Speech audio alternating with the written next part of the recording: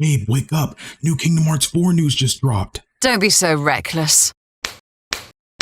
Gamers. It's not every day I get to wake up to new Kingdom Hearts news, but when I do, it's time to ramble about it to the masses via the internet. So while you're liking the video and subscribing to the channel, I am no longer asking. I'm going to tell you all about how a new Famitsu interview with the esteemed Tetsuya Nomura recently took place, and thanks to Ataki Mochi, or Audrey on Twitter, for the translation, we have some crazy new Kingdom Hearts 4 detail to talk about. And to those gorgeous people who've been coming out to my Kingdom Hearts 4 theory discussion live streams, some of this answer those questions we've been talking about. So buckle up because some of these are a doozy.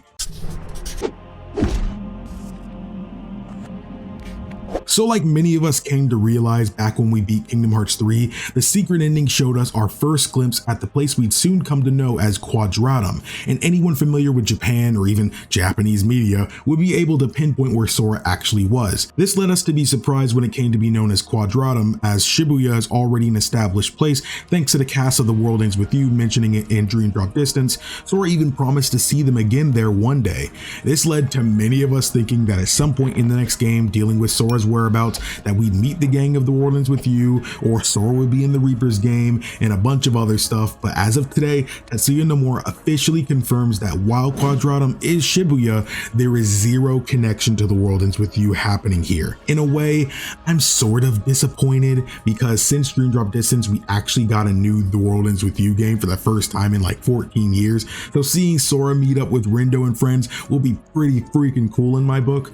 But yeah, this confirms no Reaper's game, no Rindo, and no Neku at all for Kingdom Hearts 4. But Quadratum is supposed to be Shibuya, the apartment Sora's in being located in South Aoyama, which will act as a base for the beginning of the game, and the interior of the room will change before the final product releases. But this isn't all. There's still some crazy info the madlad Nomura left us. Again, like what was confirmed before, Quadratum is a place that isn't related to the world of light, darkness, or world between whatsoever. Though his comment in response to this still leads me to feel there's more technicality to this than meets the eye, so let's put a bookmark on that and flip the page for now. Now, this is probably the biggest bombshell of the interview, or at least what's been translated so far in my opinion, but the interviewer inquires Nomura about how the trailer comments on this world acting as a sort of afterlife for them. Nomura then explains the perspective changes depending on who views it, and that the Master of Masters said something similar.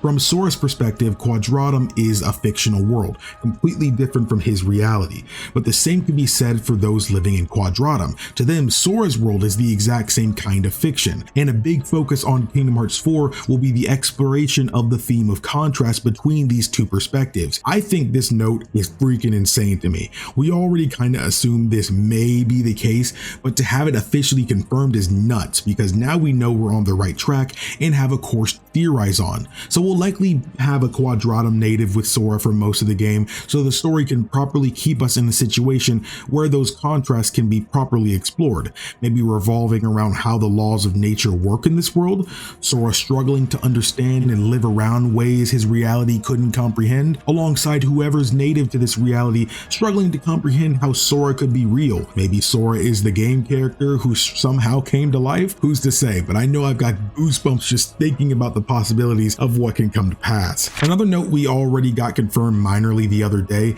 is that Sora looks like this in the Kingdom Hearts 4 trailer because this is how he appears in Quadratum, and even further emphasizes that if Sora were to return to his own world, he'd go back to the style in which we saw Donald and Goofy use, which again makes the most sense. They went for a more realistic approach here since that's what this world replicates, and is, like I theorized before, is just another physical change depending on the world Sora ends up in. You know, this time no Donald magic needed. Now for a bit of gameplay notes, the reaction system from Kingdom Hearts 2 is officially returning, and I know many of you stood up and cheered, but we're not done yet. On the command bar, one of the options is called Build. It's part of the new Scrap and Build system the game will use, with more info coming on this later, but we're asked to keep in mind the aspect of destruction and reconstructing being key.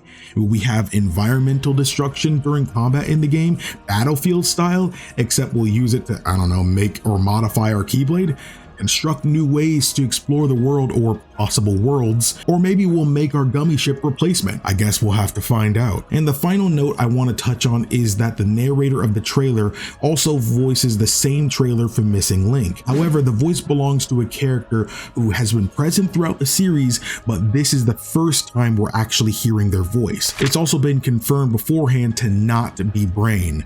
Who have we seen throughout this series but has never been voiced until now? That could be important enough to even narrate this trailer. Could it be the Birth by Sleep Fruitball guy? Or Mog from Final Fantasy VI finally making his appearance? I'm interested to hear all of your theories. In fact, slow down with the typing, guys. I can hear you from here. I'm not going anywhere. You can bet your Keyblade I'll read your comments, so no worries. And while you're at it, you might as well hit the like button and subscribe if you made it this far into the video. If you did, you either really like Kingdom Hearts or are somehow unbothered by my voice in some capacity. Either way, thanks for watching. I hope to see you, yes you, again for my next video and next stream. I'll be waiting.